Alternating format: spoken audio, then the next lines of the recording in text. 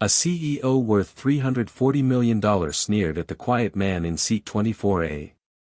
Stop staring, nobody. 2 hours later, the autopilot locked. Pilots couldn't fix it. Boeing couldn't fix it. She walked through the cabin desperate. Found him. Asked one question. You're a pilot. He smiled quietly. He had 11,847 flight hours. Before you watch full story, comment below from which country are you watching. Don't forget to subscribe for more amazing stories. It was a Sunday morning, April 3, 2022. Chicago O'Hare Airport was already loud at 7:45 in the morning. Coffee lines. Rolling suitcases. Families arguing about who had the boarding passes. Business travelers walking fast with their eyes down. The usual Sunday morning energy of people who wanted to still be in bed. American Airlines Flight 1184 was boarding at Gate H14. Destination, Seattle-Tacoma International Airport. Aircraft, Boeing 737 MAX 8. Passengers, 174. Crew, 6. Departure time, 8:22 a.m. The weather outside was perfect. Clear skies. Light wind. Spring sunshine coming through the terminal windows. The kind of morning that made flying easy. Nothing about this morning felt unusual. Nothing felt wrong. Passengers moved down the jetway one by one. A man joined the boarding line near the back. He did not hurry. He did not check his phone while he waited. He just stood there, holding his place in the line, calm and quiet. Early 50s. Average height. Slightly built. Silver hair, short and completely unstyled, as if he had run a hand through it once and called it done. 3 days of stubble on his face. He had not bothered to shave before a Sunday morning flight. He wore a faded olive green jacket. The kind of jacket that gets washed so many times the original color slowly gives up and becomes something softer and vaguer. Dark jeans. A plain gray t-shirt underneath. White sneakers, clean but scuffed slightly at the toes. He carried no laptop bag. No expensive briefcase. No wireless earbuds. Just a worn paperback book tucked under his arm. The Right Stuff, by Tom Wolfe. The spine was cracked from use. The pages had gone yellow at the edges. The cover was slightly bent at one corner. This book had been read many times before. By the same person. He found his seat without checking his boarding pass twice. Row 24. Seat A, window seat. Left side. Rear economy. He sat down. Buckled his seatbelt immediately, before most passengers had even found their overhead bin space. Opened his book. He did not look around the cabin. Did not glance at the other passengers. Did not reach for his phone. Did not try to recline his seat before takeoff. He just read. The flight attendant named Rebecca worked the boarding check near the front of economy. Mid-30s. 8 years on the job. She had smiled at thousands of passengers and she could read people quickly. She smiled at him as he passed. He smiled back. Small. Genuine. Not performed. Long flight, she asked. Not too bad, he said. Then he went back to reading. That was the complete conversation between them. His name on the passenger manifest, Owen Calloway. Passenger. Houston, Texas. That was accurate. All of it was accurate. The man who settled into seat 24C arrived differently. He moved through the cabin with a particular kind of confidence. The confidence of someone who expected space to be available when he needed it, and was mildly annoyed when it wasn't. Dominic Hargrove. 44 years old. Founder and CEO of a Chicago-based logistics software company. His most recent Forbes profile estimated his net worth at approximately $340 million. His suit was charcoal gray. The fit was perfect in the way that only comes from a tailor who has measured you more than once. He wore it with an open collar, no tie, the specific choice of someone who wanted people to know he could afford not to wear one. A Rolex on his left wrist. Understated gold. The kind of watch that does not need to be flashy because the people who know, already know. He carried a Mont Blanc leather briefcase. His carry-on bag had been gate-checked, which had not been his intention. He had spent 4 full minutes at the gate explaining to the gate agent that the bag would absolutely fit in the overhead bin. It had not fit. He had lost the argument. He was still thinking about it when he sat down. He opened his briefcase. Pulled out his MacBook Pro. Placed it on the tray table with a specific kind of deliberate energy. The energy of a man who needed the people in the surrounding rows to understand that he was here, he was working, and his time was important. He glanced left toward the window seat.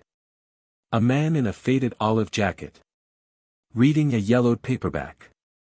Something happened in Dominic's expression. Very small.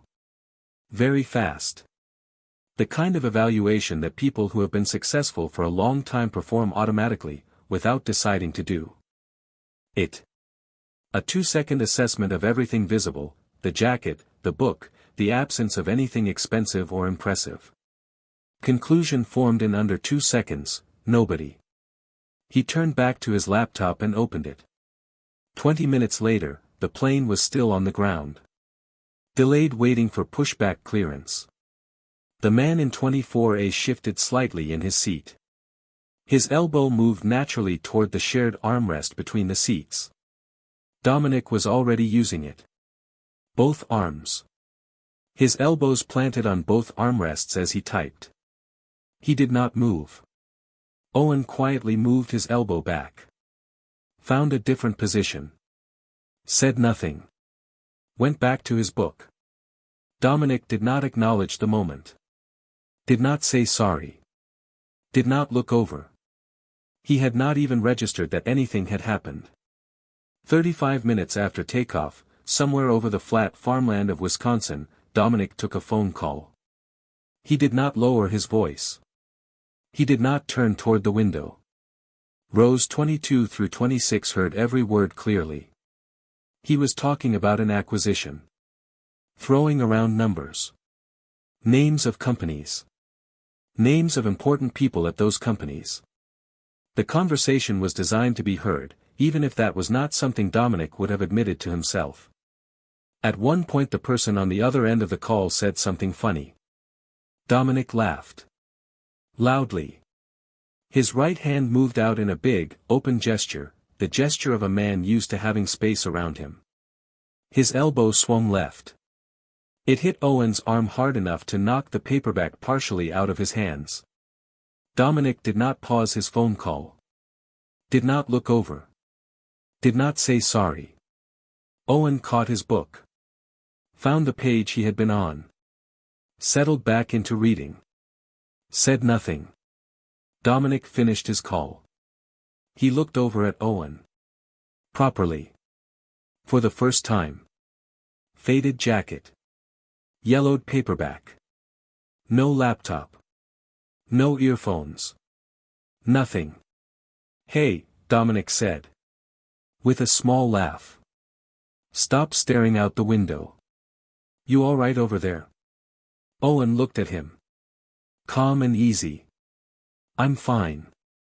Relax, man. Dominic turned back to his screen. Nobody's watching you. Owen turned a page. Said nothing. Dominic had no idea he had just said something worth remembering. A teenage girl in row 23 had her headphones on but had watched the whole thing from the corner of her eye. She shook her head slightly. Went back to her music. Owen was completely unbothered. He had spent 31 years in rooms and offices and meetings full of people exactly like Dominic Hargrove. People who were loud and successful and who looked at him and saw nothing worth noticing. It had never once bothered him. The manifest said, Owen Calloway. Passenger. Houston, Texas. That was accurate. He did live in Houston now. He had retired 3 years ago and moved there for the quiet. Small house. Modest neighborhood. A garden in the backyard that he was slowly, imperfectly learning to maintain. A dog named Ptolemy, large, unhurried, with no strong opinions about anything except his twice-daily walks. Owen visited his sister in Seattle a few times a year. He always booked economy. Always chose the window seat. Always brought a book he had already read before. He did not need new books. He liked returning to ones he already knew. There was something comfortable about knowing what was coming on the next page. What the manifest did not mention, what nobody on American Airlines Flight 1184 had any reason to know, was everything else. Owen Calloway had spent 31 years working for NASA as a test pilot and aerospace engineer. He had flown 27 different aircraft types. Several of them were experimental aircraft that had never been given public names. Aircraft that were tested in the desert and then quietly retired from the record. Between 2014 and 2016, he had been part of the flight test team evaluating early Boeing 737 MAX systems. Specifically the flight management computer, the software brain that controlled the aircraft's autopilot, navigation, and automated flight systems. He had been thorough in that work. He had written detailed internal reports about software behaviors he observed during testing. Edge cases. Unusual conditions. Scenarios where the software responded in ways that were unexpected. Some of those reports had been read, reviewed, and acted on. Some had been filed away. He had retired in 2019. Quietly, without ceremony. Boeing had offered him a proper retirement event. He had declined. He had 11,847 total flight hours logged across his career. He was reading The Right Stuff for the 9th time. He just liked Tom Wolfe's writing. That was the only reason. At 30,000 feet, Dominic had finished his phone call and moved on to a different kind of performance. When Rebecca came through economy on her first service pass, Dominic stopped her. Not quietly. Not privately. I actually fly myself, he said. The volume was set precisely for rows 22 through 25. Private pilot. I have a Cirrus SR-22 over at Palwaukee. Beautiful machine. Full glass cockpit. Autopilot. The complete setup. Rebecca smiled the smile she had perfected over 8 years. That's wonderful. I've been thinking seriously about getting my instrument rating. Honestly, these commercial flights, I find them a bit slow. I understand what the pilots are doing up there better than most passengers do. I'm sure you do, Rebecca said. She moved on to the next row. Dominic leaned back in his seat. Satisfied. In 24A, Owen turned a page. He had heard every word. All of it. He said nothing. The Cirrus SR-22 is a small, 4-seat piston aircraft. Its autopilot system is a Garmin GFC 700. A well-made system for a light personal aircraft. Owen knew it reasonably well. The Boeing 737 MAX flight management computer is built by a different manufacturer, runs on a completely different architecture, operates at a fundamentally different level of complexity, and has essentially no meaningful technical overlap with the Garmin GFC 700. Owen did not say any of this. He read his book. 2 hours and 18 minutes into the flight. Cruising altitude, 37,000 feet. Over Montana. Mountains visible in the far distance to the west. The sky was still clear. The aircraft was flying smoothly. Nothing felt wrong to any of the 174 passengers. Owen was on page 156. The chapter about Chuck Yeager and the morning he broke the sound barrier. He had read this chapter 8 times before. It was still some of the best writing he knew. Then something changed. Not a sound. Not a feeling exactly. Something more subtle than either of those things. The aircraft's movement shifted. A very small, very slight heading correction, the kind of micro-adjustment that autopilot systems make constantly and that passengers never notice. Except this one felt different. Owen lowered his book. He looked out the window at the wing. He checked the horizon line against the edge of the winglet. He felt the seat, the floor, the air through the ventilation above him. He waited. 40 seconds passed. Another uncommanded correction. Same direction. Same subtle quality. Owen looked at his watch. Noted the exact time. Then he reached into his backpack, the small one under the seat in front of him, and pulled out a slim notebook. An engineer's notebook, narrow-ruled, barely larger than his palm. He had carried one every day for 31 years. The habit had not left him in retirement. He wrote down the time. His estimated degree of heading drift. The interval between the two corrections he had felt. He did the math. Simple math, but careful. He looked at what he had written. Set the notebook on his knee. Looked out the window again. His expression did not change. His face showed nothing. But something behind his eyes shifted. Something that was not quite alarm, he was too experienced for alarm, but was something serious and quiet and focused. Captain James Okonkwo had noticed the heading drift 6 minutes before Owen did. 49 years old. 17,000 flight hours accumulated across 22 years of commercial aviation. He had handled engine failures, severe turbulence, medical emergencies in the air, a bird strike on approach. He was not a person who panicked. He was a person who worked problems. This problem was not working.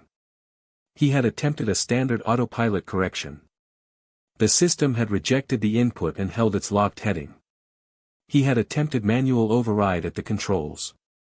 The system had self-corrected back within seconds, returning to the same wrong heading.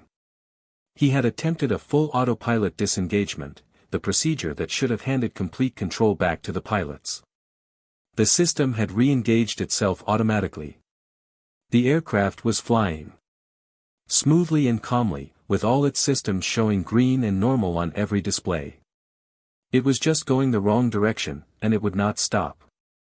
First Officer Dana Reyes, 31 years old, 5,800 flight hours, was on her second pass through every available checklist. Every page. Every step. Her voice was quiet and precise. Nothing was working. Okonkwo had declared emergency 9 minutes ago. Denver Air Route Traffic Control Center was on the radio. Boeing's technical support line had been patched through 5 minutes after that. 2 Boeing engineers were on the line now, walking the crew through diagnostic sequences. None of it was working. He looked at the navigation display. The Cascade Mountain Range rose ahead and to the northwest. Beautiful from a distance. A serious obstacle from a locked heading drifting toward them at 0.3 degrees per minute, now 0.4, with no sign of stopping. He did the math that he did not want to do. Approximately 38 minutes before terrain became a critical problem. He picked up the interphone to the cabin. Rebecca. Make a PA. Ask if any passenger has a background in aviation software engineering or flight management computer systems. Specifically FMC systems. Right now, please. Rebecca was standing at the rear galley. She picked up the PA handset immediately. Her hands were steady. Her voice was steady. Ladies and gentlemen, this is your flight attendant Rebecca. We have a technical situation that our crew is managing carefully. We would like to ask if any passenger has a background in aviation software engineering, or specifically in flight management computer systems. If you do, please press your call button or raise your hand. Thank you. He pressed his call button before Rebecca had finished the final sentence. He was standing in the aisle before she reached his row. I'm a pilot, he said. His voice was confident. Full and clear. Private pilot. Cirrus SR-22. Full glass cockpit with complete autopilot systems. I know these systems well. I can help. Rebecca looked at him. She did not know that the Cirrus SR-22 was a small four-seat personal aircraft. She did not know that its Garmin GFC 700 Autopilot and the Boeing 737 MAX flight management computer were as different as a bicycle and a locomotive. She only knew that someone had responded quickly, someone with a pilot's license, and she had nothing else. She took him forward to the cockpit. Okonkwo turned when the door opened. He saw a man in an expensive charcoal suit. "You have FMC experience?" he asked directly. "I'm a pilot. Private, but full glass cockpit. Full autopilot systems. I've dealt with autopilot issues before." Dominic's voice was confident in the small space of the cockpit. Slightly too loud for how close together they were standing. "Let me look at what you have." Okonkwo was a desperate man. He was not a naive man. But desperate one. "Observer seat. Do not touch anything without my direct instruction." Dominic sat. He looked at the FMC display. He had never seen a screen that looked like this in his life. He did not say that. He leaned forward. He studied the screen slowly. He nodded in the measured, deliberate way of someone conducting a careful analysis. He was performing the body language of expertise.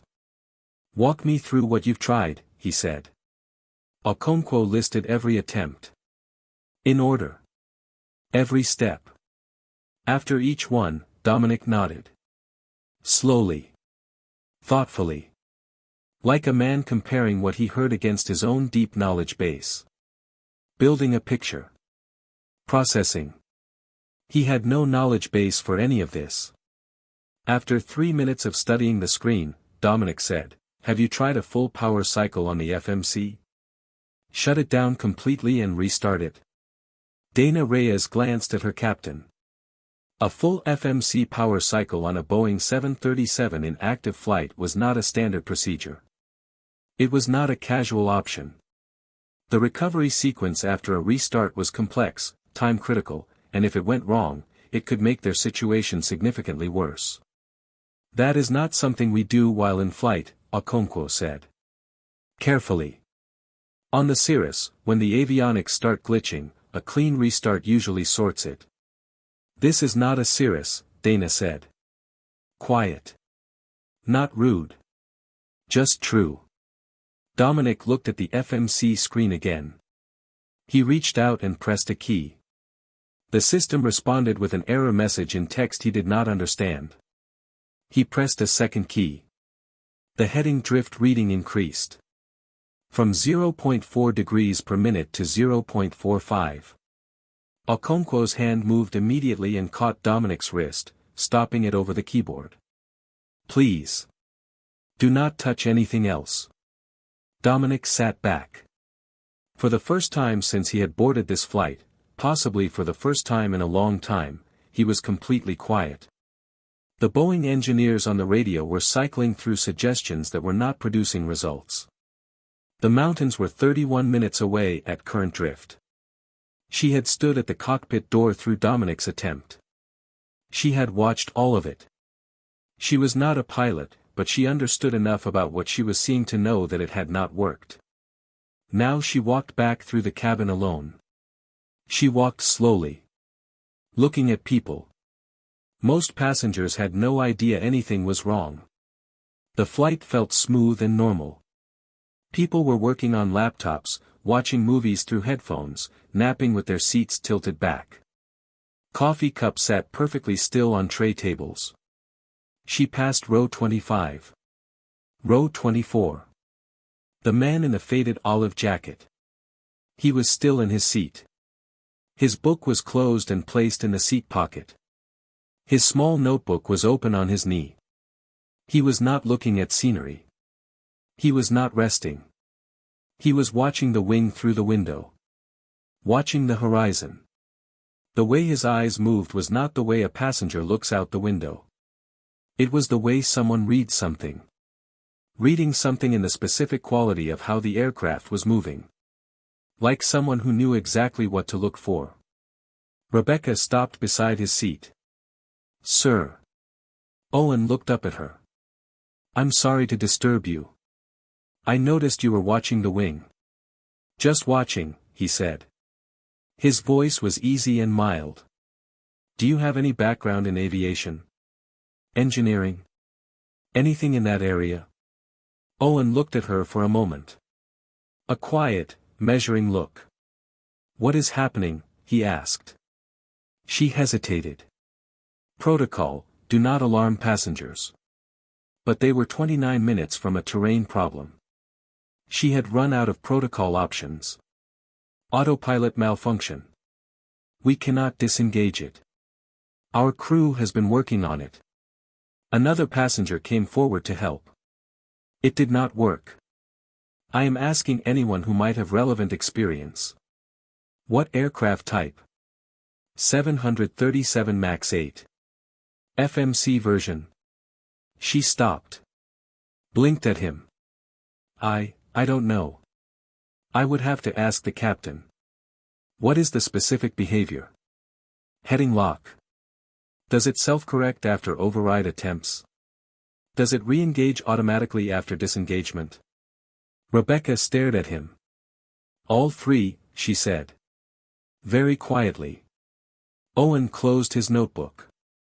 Set it in the seat pocket next to his book. Unclipped his seatbelt. All right, he said. Take me forward. Dominic was still in the observer seat when the cockpit door opened again. He turned around.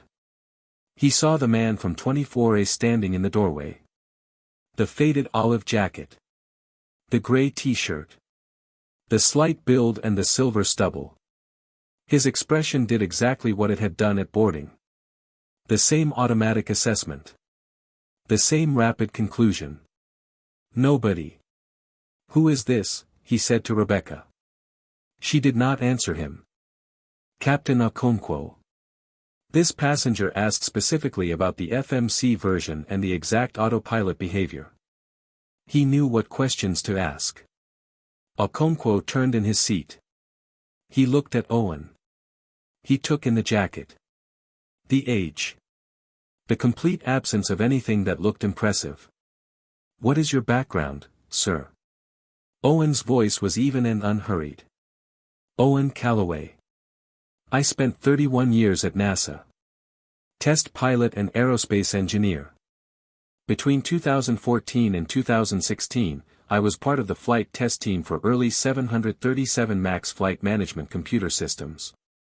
I have 11,847 flight hours across 27 aircraft types. Nobody spoke. The cockpit was completely silent. Dana Reyes turned fully around in her seat to look at him. The Boeing engineer on the radio went quiet. Dominic said, very softly, "You were at NASA?" Owen did not look at him. What is your FMC version? He asked Okonkwo. Version 3.2.1. Owen nodded. Once. A single, small nod. The nod of a man whose specific suspicion has just been confirmed. During the 2015 test program, we documented a software behavior in version 3.1 that could produce a heading lock under a specific sequence of conditions. Boeing's engineering team concluded the issue was resolved in version 3.2. He paused briefly. I wrote a note at the time suggesting that version 3.2.1 might still carry a variant of the same behavior. That note went into a file. He looked at the FMC display. Apparently the file stayed a file. He turned back to Okonkwo. How long has the drift been active? 26 minutes. Current rate? Started at 0.3 degrees per minute. Currently 0.4. Owen looked at the navigation display. He performed the calculation in his head. No paper. No pause. You have approximately 23 minutes before terrain is a serious problem. I need 2 minutes to think through the sequence clearly before I touch anything. Then approximately 90 seconds to execute the reset, if my memory from testing is still accurate. What reset? Okonkwo said. There is an undocumented maintenance reset sequence in the FMC diagnostic submenu. It is not in your crew operating manual because Boeing never published the vulnerability. I know the sequence from the 2015 test program. I have not used it in 7 years. I want to walk through every step in my head before I touch your system. Okonkwo looked at him for a long moment. 2 minutes, he said. Owen stood at the center console between the two pilot seats. He looked at the FMC screen. He did not touch it. He read the screen completely. Every indicator. Every status line. He looked at it the way an engineer looks at a system, systematically, without rushing, taking in all of it before forming any conclusion. Then he closed his eyes for a moment. His lips moved slightly. He was running through something. Step by step. Building the sequence from memory. 7 years ago. He had executed the sequence twice during testing and documented it both times. He went through every step now, checking each one, making sure of the order. Dominic watched him from the observer seat. Something had changed in Dominic's face. The confidence was still there in the line of his jaw. The posture was still correct. But something behind the confidence had gone quiet. Something that had always been present in his face, a steady background certainty about his own position in any room, had shifted. "You were really at NASA," Dominic said. His voice was genuinely quiet now. Not a performance. "You actually were." Owen did not respond. Still moving through the sequence in his head. 60 seconds. "Boeing," Owen said. "Are you still on the line?" "Yes, sir," came the engineer's voice. "I am going to attempt the FMC diagnostic submenu reset sequence from the 2015 test program. If your documentation for version 3.2.1 contains anything that would change or contradict that sequence, tell me now." A pause on the line. Pulling the 2015 file. 1 moment. 20 seconds of silence. "Mr. Calloway, we have your note from 2015. We are looking at the sequence. We have no contradicting documentation for version 3.2.1. Proceed at your discretion." Owen nodded once. "Everyone stops touching everything now," he said. "I need 30 seconds of clean system state before I begin." Nothing. Nobody moved. Nobody touched anything. Owen's hands moved to the FMC keyboard. They were steady. Completely steady. Not performing calm, actually calm, the way that people are calm when they have done precise technical work under pressure for 3 decades, and this is simply another instance of that work. These were the hands that had sat in cockpits of experimental aircraft doing genuinely unprecedented things at high altitude and high speed, and run diagnostic sequences from memory while the systems around them misbehaved. This was not the most difficult thing those hands had done. Step 1. A specific 3-key combination pressed simultaneously. The screen changed. A different menu appeared. Step 2. Navigation deeper into the system. A submenu that did not appear in the crew operating manual because it had never been published there. Step 3. The first parameter value. He entered it from memory. 7 years. He still knew it. Step 4. An error message appeared on screen. "Expected," Owen said. "To no one in particular. Just noting it." Step 5. He counted silently. 11 seconds. Exactly 11. He watched the clock in his head. Step 6. The second parameter value. Same number as the first. Step 7. Confirm. The FMC screen flickered. Not dramatically, just a brief, subtle change in the display, like a screen refreshing. The heading lock indicator disappeared from the panel. The autopilot status indicator changed state. Dana Reyes made a sound under her breath. Barely audible. The sound of someone releasing a breath they had been holding for 27 minutes. Try manual override, Owen said. Very light input first. Okonkwo's hand moved to the controls. Gently. The aircraft responded. It turned right. Smoothly and naturally, following the pilot's input, pointing back toward Seattle. The Boeing engineer's voice came through immediately. Flight 1184, we are showing FMC returning to normal operating parameters on our end. Can you confirm? Confirmed, Okonkwo said. His voice was completely steady. Manual control restored. All systems responding normally. He turned in his seat and looked at the man standing at his center console in a faded olive jacket and gray t-shirt. A man who had fixed in 90 seconds what 4 aviation professionals and 2 Boeing engineers had been unable to fix in 27 minutes. Mr. Calloway. Owen. Owen. Okonkwo held his gaze for a moment. Thank you. Owen nodded. Simple. Complete. You should contact Seattle ahead of landing. Have Boeing's engineering team waiting at the gate. This needs to be properly documented and filed this time. This time, Okonkwo said. I wrote this up in 2015. Someone put it in a file. Nobody followed up on it. He said it without bitterness. No weight or accusation in it at all. Just a fact being stated clearly. Here we are 7 years later. He turned toward the cockpit door. Can I go back to my seat? Owen settled back into 24A. Found his page. Page 156. Chuck Yeager. The Sound Barrier. October 14, 1947. Mach 1.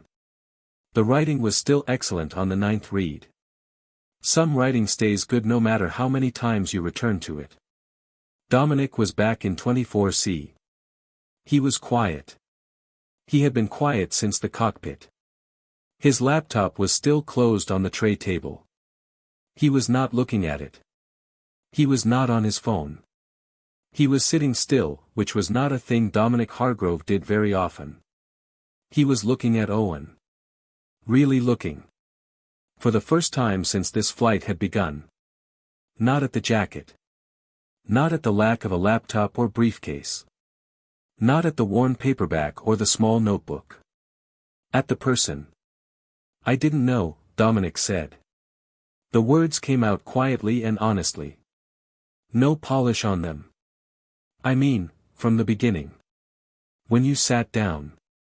I looked at you and I didn't know. That's okay, Owen said. He did not look up from his book. I'm not saying it's okay. I'm saying I didn't. I know what you're saying, Owen said. It's fine. He turned a page. Dominic was quiet for a moment. Sitting with it. 11,000 hours, he said. 27 aircraft types.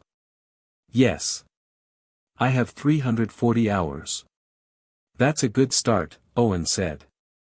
He meant it exactly as he said it. There was no irony in his voice. No satisfaction.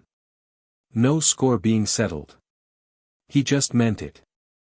Dominic looked at his closed laptop for a while. Outside the window, the Montana landscape was moving slowly below them. Late morning light. Patches of snow on the ground in the lowlands.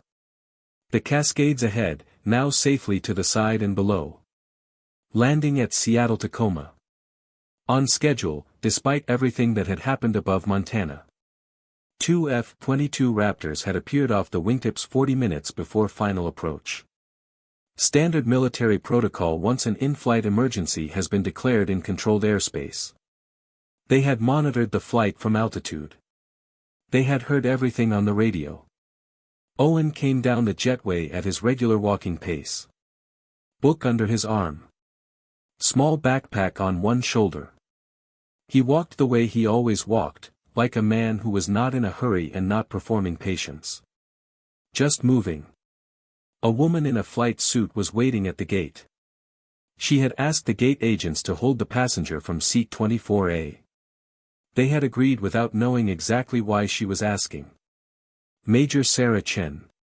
30s. Still in her gear from the escort mission. Composed and direct.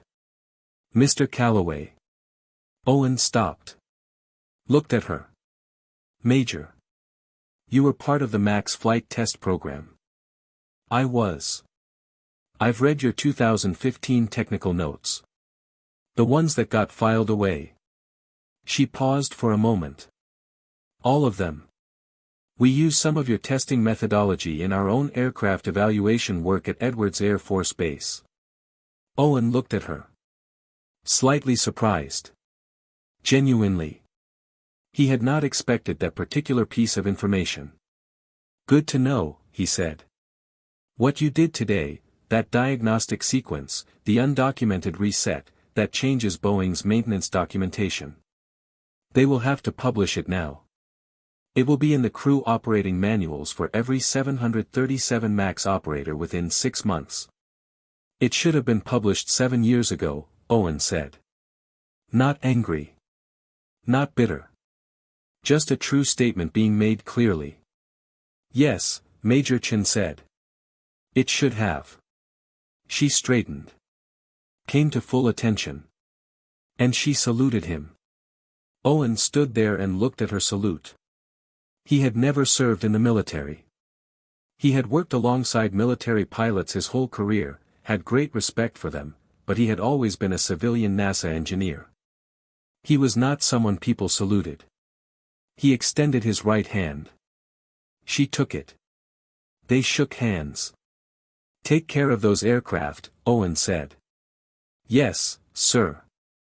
He picked up his backpack strap. Adjusted it on his shoulder. Walked toward the terminal and the exit and the taxi line outside. Ptolemy would be waiting at home. He needed his afternoon walk. Owen would pick up something for dinner on the way back from the park. Maybe pasta. Simple was fine. Simple was usually fine. He gave no interviews about what happened on the flight. He did not post about it.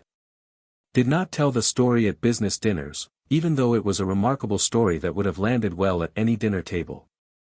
3 weeks after April 3, the charitable foundation connected to his company published an announcement. A new annual grant program. The Callaway Engineering Recognition Award. For young aerospace engineers and technical professionals whose documented work had been submitted to larger organizations, reviewed, and filed away without being acted upon. Engineers whose careful reports had been placed in folders and forgotten. Named without Owen's knowledge. Without his permission. Without any advance warning to him at all. Owen found out from his sister. She had seen a mention of it in a technology industry newsletter she subscribed to. He sat in his kitchen for a moment after she told him. Then he looked up the foundation's contact information on the press release and called the phone number listed. A receptionist answered on the third ring. Is this about the award? She asked. Yes. Could you pass a message to Mr. Hargrove? Please tell him the naming is appreciated, but it isn't necessary. Of course, sir. Can I have your name? Owen Calloway. A long pause. Oh, she said. Yes, he said. He hung up. Went out to the garden. Ptolemy was already at the back door, having heard Owen stand up from the kitchen chair. He knew the sounds. Captain James Okonkwo released a statement through American Airlines 2 days after landing. On April 3, Flight 1184 experienced an autopilot malfunction of a type not covered in our crew operating manual. My crew performed exactly as their training required. Boeing's engineering team responded quickly and professionally. And a passenger, a retired NASA test pilot and aerospace engineer who was sitting quietly in row 24 reading a paperback book, fixed the problem in 90 seconds using knowledge from work he had done 7 years earlier. That passenger had documented this exact vulnerability in 2015. The documentation was not followed up on. Today it saved 174 lives. I have been flying for 22 years. I have never been more grateful for the person in the window seat. Boeing issued a statement 2 days after that. Boeing is conducting a complete review of FMC version 3.2.1 and all related technical submissions from the 2014 to 2016 test program. Updated maintenance documentation will be issued to all operators. We thank Mr. Callaway for his assistance and acknowledge the significance of his 2015 technical notes. Owen did not issue any statement. His sister spoke briefly to a reporter who had found her number through some combination of persistence and good luck. He got home, walked the dog, made pasta, and went to sleep. He said the flight was fine. That's all he said. You know Owen. The reporter did not know Owen. But she spent 3 days researching him. The 31 years at NASA. The 27 aircraft types. The experimental programs whose full details were still not available to the public. The 2015 technical notes that had been carefully written, properly submitted, and then quietly placed in a folder. The retirement to Houston. The garden. The dog named Ptolemy. The paperback books read many times over. She wrote one sentence at the very end of her article. Her editor read it and almost cut it because it felt too simple. He left it in. Owen Callaway spent 31 years being the most important person in every room where nobody knew his name. He didn't seem to mind at all. There is a version of this story where Owen stands up during boarding and introduces himself. Where he corrects the armrest situation with a pointed comment. Where he responds to the private pilot's speech with a quiet, devastating list of his own credentials. Where he presses his call button the moment Rebecca makes the PA. That is not this story. Owen Callaway sat down in seat 24A, buckled his belt, and read his book. He noticed a problem because he had spent 31 years learning how to notice exactly that kind of problem. He fixed it because he had spent 31 years learning how to fix exactly that kind of problem. Then he went back to his book. Page 156. Chuck Yeager. The Sound Barrier. Still good writing. Outside the window, the Pacific Northwest was coming up ahead. Clear skies all the way to Seattle.